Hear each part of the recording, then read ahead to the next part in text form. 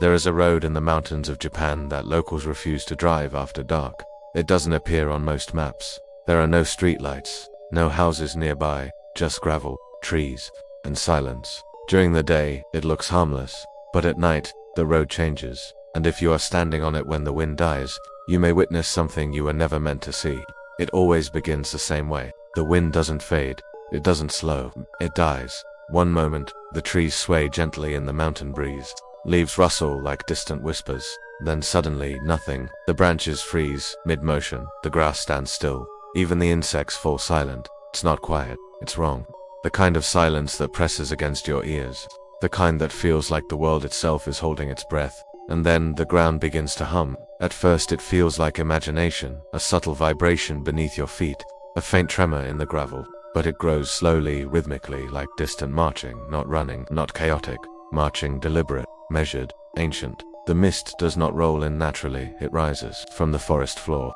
Thin strands at first, curling around tree trunks, then thicker, heavier, pouring onto the road like pale smoke. It gathers unnaturally fast, too fast. Within seconds, the entire road is swallowed in white, but the mist doesn't drift randomly. It aligns, stretching into long shapes, parallel lines, like ranks forming for inspection. And inside the mist, shadows begin to move.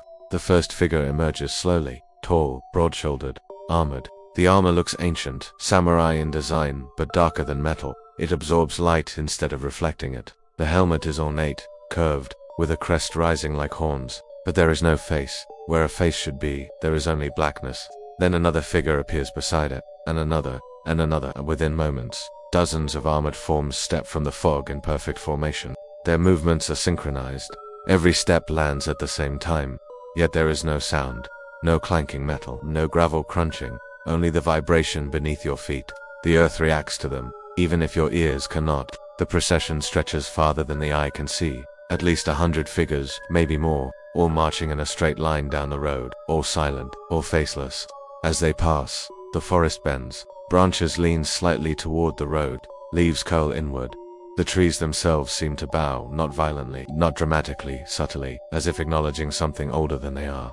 Whatever watches from deep within the woods retreats, because something greater now walks the road, something ancient, something respected, or feared. At the edges of the procession, smaller shapes flicker, not armored, not human. These move differently. They crawl, they scuttle sideways across tree trunks. Their limbs bend the wrong way. Some are thin and elongated like stretched shadows.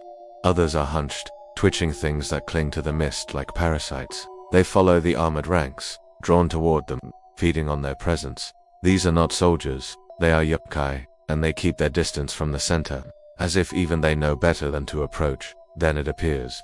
In the middle of the formation, a figure twice the height of the others.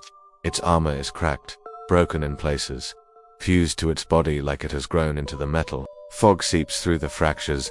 Its helmet is larger, heavier, its crest jagged like a broken crown, and where its face should be, there is not darkness, there is depth. A void, a black so heavy it feels endless. The air around it is not with heat, with cold. The temperature drops instantly as it passes. Grass along the roadside turns gray. The gravel darkens. The road itself seems to sag slightly beneath its weight. This is not just a spirit. This is not just a soldier. This is something that leads them, something that commands the dead. Some believe these are Goryō, vengeful spirits of warriors who died with rage in their hearts. Others believe it is Hayaki Yago, the night parade of 100 demons. Whatever it is, it does not belong to this world anymore, but it still walks through it. The worst part is this. The procession never turns its head, never breaks formation, never acknowledges the living, unless you stare too long. Those who claim to have survived say the commander does not look at you, its helmet does not move, but the void where its face should be shifts, just slightly. As if something inside the darkness has noticed you, and if that happens, the marching slows. Only slightly, but enough to feel it. The vibration changes, the mist thickens, the smaller creatures stop moving, and for one terrifying second, every single figure in the procession tilts its head in the exact same direction, toward you, still faceless, still silent, but aware, and that is when people disappear. No scream, no struggle, just a moment of heavy air, and then nothing, only mist. As suddenly as it began, the procession fades. The last armored figure disappears into the fog. The smaller shapes melt into the forest. The commander vanishes last, its massive silhouette dissolving into white.